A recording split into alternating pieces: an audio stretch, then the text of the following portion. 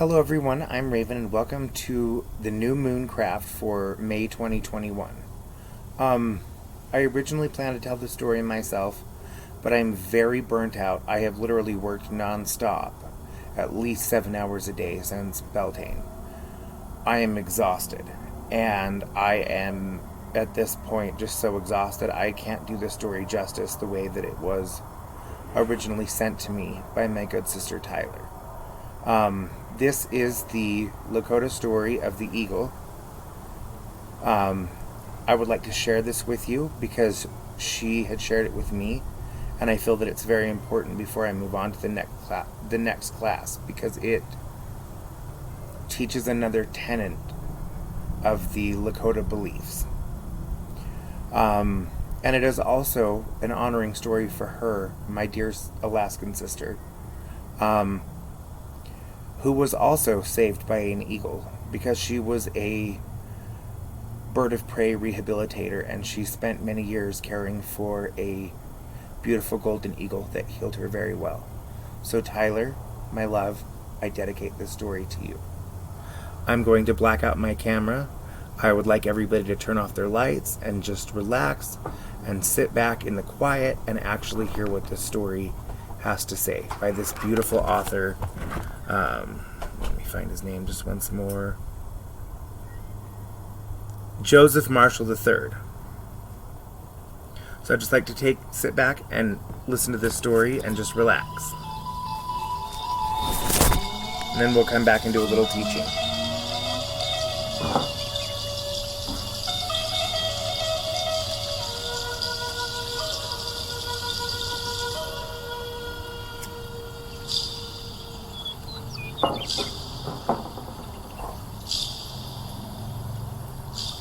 Long ago, the people were living in a land of many lakes. There were many animals in the forest. The lakes were filled with fish of all kinds. The people were strong. There was peace. Life was very good. But there came a particularly hard winter. Snow was deep. All the snow finally melted in June in a moon of ripening berries. Summer brought much rain, and the lakes and rivers began to fill, and the rains kept falling. The people knew that the wet season always passed. They waited for the rains to let up, but they didn't. The lakes and rivers filled, overflowed their banks, yet the rains kept falling. The waters rose higher and higher, chasing the people out of their lodges. They found higher ground, but the water kept coming. There was no rest from the flood. The people had to keep moving to the hills and ridges. Even the animals fled from the waters. Food became scarce because the hunters couldn't hunt. There was no dry wood for fires. The people were cold. Soon many became ill with a coughing sickness. Some grew weak and died because there was no medicine to help them. Then the winds came, angry and vengeful. They whipped the floods into a mean-spirited dark being that sought out the people as they tried to flee, dragging them down into its cold darkness. Within days, all but one of the people were dead. A young woman clung to the rocks of a high hill. She had started climbing with a family, but the wind-driven flood had taken them all. Now she was alone and dizzy with grief, waiting to die. Weakened by hunger and sadness, she fell asleep and slept for several days. The winds which had turned the flood into a frenzy also chased away the rain clouds. The sun bathed the land with its healing, soothing warmth. From the high hill, the young woman could see what the flood had done. It had taken her mother and her father and her brother and sister. She was alone.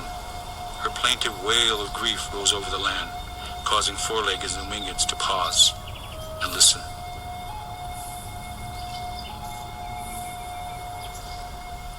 Day after day, night after night, she sat, overcome with grief and loneliness. One afternoon, she awoke to find a great eagle perched on a nearby rock. He was very large with dark brown feathers. She was frightened because she knew the eagle to be a great hunter with powerful talons. But the young woman was drawn to the eagle's soft brown eyes. She waited, sensing there was no danger. Then the eagle eagle spoke. I have seen that you are alone. Yes. The flood took my family, took all of my people. There is only me, and all I have is sadness. It stays with me day and night. Then I will be your friend. Tell me what I can do for you. You can do nothing, she lamented. I will die alone. That is not true. Your relatives, the four-leggeds, the wingeds like me, and the crawlers, we are all here. I am the last, she sobbed, so I'm waiting to die. If you die, there will be no more like you on the earth. There will be nothing but emptiness where your kind once lived. You must live. He stretched his wings and rose in the air. Where are you going? She asked. Are you leaving me? Only to bring you food. I will return. And he did, bringing a large fish. I must make a fire, she said. I cannot eat this without cooking it. The eagle, of course, could fly very fast. After several flights to the forest, he had collected a large pile of wood for her. The young woman started a fire and cooked the fish. Even a small bite seemed to give her strength. She could feel it flowing through her. The eagle had been sitting back, but he was afraid of the fire. The eagle brought more wood so she could have a fire through the night and stay warm. In the morning when she awoke, he was gone, but her fire was still smoldering. For a time he had eased her loneliness, and she was grateful. He returned in the middle of the day, this time with a rabbit. This is a fine day. It is good to be alive. The young woman was glad for the eagle's return. She skinned the rabbit, cooked it, and ate. There is a fine valley, a good place to build a lodge. There is water, and it is sheltered from the wind. Perhaps you should go there, he said. No, she replied. I am here, and I will stay here. I can build a lodge here. The eagle could see that her sadness was great. He had flown far over the lakes and valleys, but he had found no other two-leggeds. She would grow old and die alone. He continued to bring her food and firewood. He would circle over her hill, watching for any danger. She grew stronger with each passing day and began to worry about her appearance. Before the flood, she had been the loveliest young woman in many villages. Now, of course, she was the most beautiful young woman anywhere. One day, she climbed to the very top of her hill. She saw across a wide valley and many lakes. There was beauty all around. What could she do alone, she wondered. Like any young woman, she had dreamed of marrying a fine young man and having children. He would hunt, and she would keep their lodge, and they would grow old together. Now she was sitting on a hill, a cold, terrible truth within her. She was the last of her kind. What was she to do? She heard the rush of wind under the great wings of an eagle. She marveled at the spread of his mighty wings and the power in them. But he also had a different power, the power to chase away her loneliness. What am I to do, she asked. If only I could fly. I could see what you see from so high. Come, we shall fly. Grab my legs as I rise into the air. She did, and they rose from the hill. She was afraid at first, but as they soared upward, she saw the earth as she had never seen it before. She felt powerful.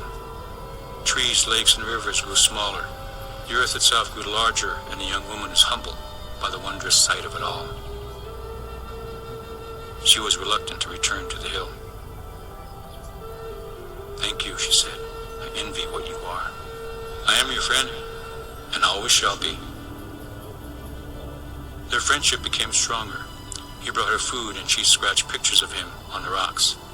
Every day she ventured farther from her camp and was soon talking about building a lodge somewhere. The eagle saw that the young woman was smiling more often. Still, he could see sadness in her eyes. One day in late summer, the eagle soared high above the young woman's hill. Autumn was on the way and winter would not be far behind. Already, cold breezes were coming from the north. The young woman needed to prepare for winter, or she would perish. He was troubled. Grandfather, he called out, you who are most powerful, why have you not seen to her well-being? I have done so, came back a voice. I have sent you to her. I have helped her, replied the eagle. I can only bring her food. I cannot give her what she truly needs. Others of her kind. There is a way, the voice replied. Tell me, grandfather, I will help her in any way I can. You have a kind heart, and you are deserving of your place in the great circle of life, said the voice. It would be difficult to lose your place, for that is what must happen if you truly want to help the two-legged. I do not understand, grandfather. To help her, you must become a two-legged.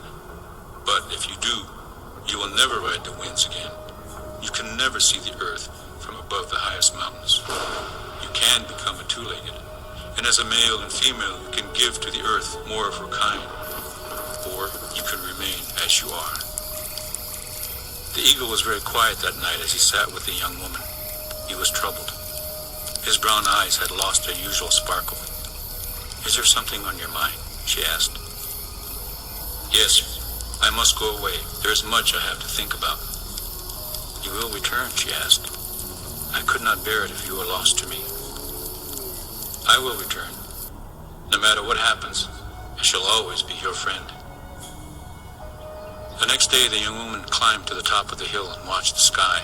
There were many hawks circling and a few eagles. The next day was the same, and the day after that. She was impatient for his return. The eagle soared higher than he had ever flown, and saw more of the earth than he had ever seen. It was a sight he never wanted to forget. Grandfather, I am here. Grandson, the voice replied, you have been troubled for these many days, yet you have made a choice. Yes, said the eagle, I know what I must do. The choice you make is a road you can never turn back from, said the voice. There are still many of my kind. She cannot be the last of her kind. The earth and everything on it would feel the loss. So be it, said the voice. I tell you this, two-leggeds will find a place in their hearts for your kind. They will hold you high. Summer was ending. The young woman walked the hillside to gather wood for her fire. Now and then she looked up at the sky, but as yet he had not returned. Do you wait for someone? Came a voice from behind her. It was a voice she knew very well. He had returned. The young woman turned with a smile, which became a frown. She could see no one. I am here, said the familiar voice. From behind a rock stepped a tall, handsome young man. How can this be? She cried. I thought all of us were taken by the flood. That is true, said the young man. Then where do you come from? From the sky, the young man replied. The young woman was shocked, yet the voice of the young man was familiar. It was the voice of the eagle, and there was something familiar in those deep brown eyes also. Remember the day we flew together, he asked. I took you up far above the earth. It cannot be, she cried. It is you. I promised I would return, and so I have. Are you not happy to see me? The young woman fell into his embrace.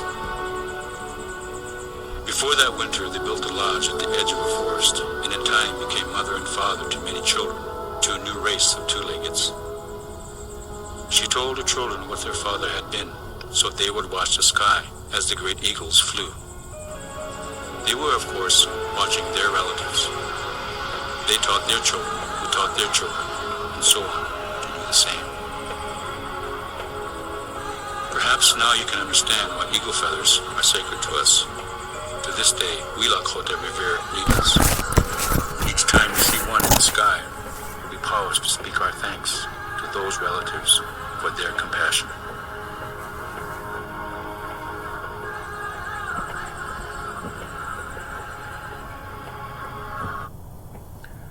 So, that was the Lakota... hang on, let me put the paper back down. So that is one of the Lakota stories about the eagle, or what we call Wombly. Sometimes Wombly Gleshka, which means the spotted eagle. The golden eagle has many spots on its feathers, so Wombly Gleshka, the spotted eagle. We owe many thanks to that race for what they provided for us and what they still give us. In our ceremonies today, So, for example, at the Sundance, we cut down a cottonwood tree that we dance and we pierce at. In that tree, we take a sacred bundle of chokecherry branches and we hang them within the crotch of that cottonwood tree, and we call that the Eagle's Nest. That is an honoring for the Eagle Nation. We also believe that when we smoke our sacred prayer pipe, our chanupa, that it is the eagle who flies higher than any other bird that carries those prayers from here to the Creator. We also believe that when we die and we pass on, we exit through that south gate.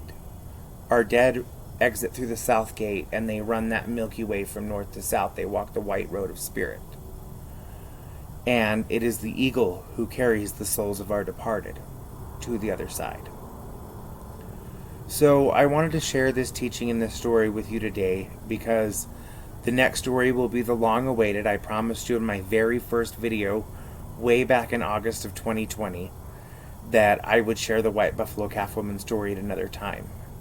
And so I wanted to share this last story with you before I tell that story at the next new moon, because everything I have shared with you so far is part of a Lakota pillar or part of a tradition.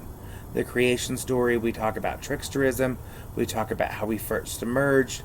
The animal pack story explains what you will understand in the next video, as we call the Hunkapi, or the adoption ceremony, the making of pack, the making of relatives. The Seven Sisters ceremony of the Pleiades, about honoring our children and looking forward to the next generation. We've talked about the story of commitment and the commitments we make, and are they serving us, and do we mean what we say when we make those commitments. And now I am sharing with you tonight the story of sacrifice.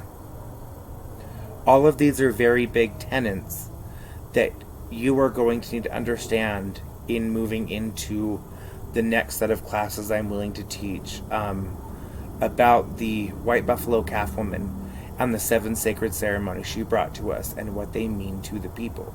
Because every one of those pieces from those stories, every one of those lessons from those stories that I previously taught, will come to a culmination and a better understanding in the White Buffalo Calf Woman story. So that's my next venture, and I hope to see you all then. I hope you really enjoyed this story. It is one of my favorites. I cry every time I hear it, and I'm sure that my sister Tyler does too. I love you, my Kola, my wonderful sister, and I hope you enjoyed this teaching too. To everyone else, I love you. I am sending blessings your way. May the eagle continue to carry our prayers from here to the Creator, and may we come to an understanding that we all have a place in this cycle of Earth. We are all related, all of our relations. The creepy crawlies, the four-legged, the winged, we're all related, and if any of us were to disappear, it creates a void, creates a hollowness. And so that I hope by sharing this video and sharing this wonderful teaching, that I don't think I could do justice with that story the way it was told, that we can all figure out that we are all a part of this sacred hoop, this sacred medicine wheel, and that we are all related. Aho matakwi oyasin. We are all related. Thank you, my relatives, and good night.